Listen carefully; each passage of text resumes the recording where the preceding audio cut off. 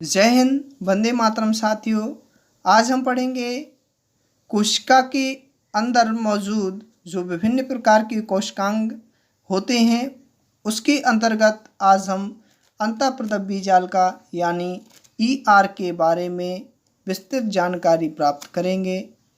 इसकी खोज किसने की, इसकी संरचना कैसी होती है और यह कार्य क्या करता है, इसके बारे में विस्तृत जानकारी प्राप्त करेंगे। इसीलिए आप वीडियो के अंत तक बने रहें।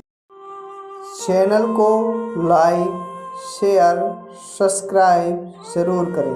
कोशिका के अंदर उपस्थित अंतःप्रदव्य जालिका जो होती है यह कोशिका का बहुत ही महत्वपूर्ण अंग होता है।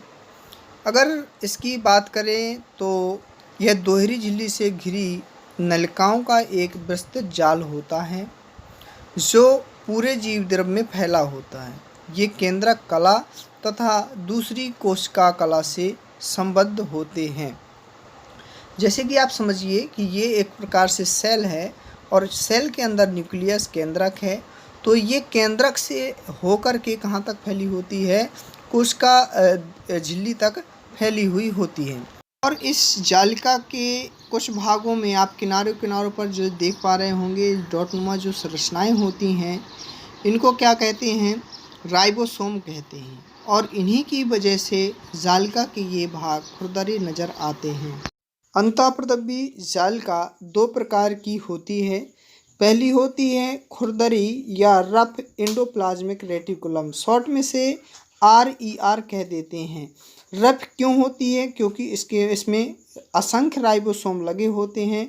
इस कारण इसे क्या कहते हैं, खुरदरी एंडोप्लाज्मिक रेटिकुलम कहते हैं। क्या होता है SER या चिकनी अथवा स्मूथ एंडोप्लाज्मिक रेटिकुलम।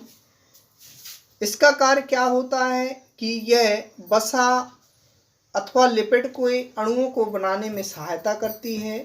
वहीं अगर खुरदरी अंतःप्रदव्य जालिका की बात करें तो यह प्रोटीन को आवश्यकता अनुसार एंडोप्लाज्मिक के द्वारा कोशिका के अन्य भागों में भेजती है। बात करते हैं अंतःप्रदव्य जालिका की खोज किसने की। तो अंतःप्रदव्य जालिका की खोज का जो श्रेय है वो KR पोर्टर को जाता है, जिन्होंने सन 1945 में इसकी खोज की थी और विस्तृत अध्ययन भी इन्होंने ही किया था। परंतु यदि बात ऐसी आ जाए, प्रश्न ऐसा आ जाए कि सर्वप्रथम एंडोप्लाज्मिक रेटिकुलम को किसने देखा, तो अगर देखने की बात आ जाए तो सर्वप्रथम इसको गार्नियर महोदय ने सन 1897 में इसको देखा था। यद्यपि विभिन्न कोशिकाओं में ER विभिन्न रूपों में दिखाई देती है, परंतु सदैव एक जालिका तंत्र का निर्माण करती है।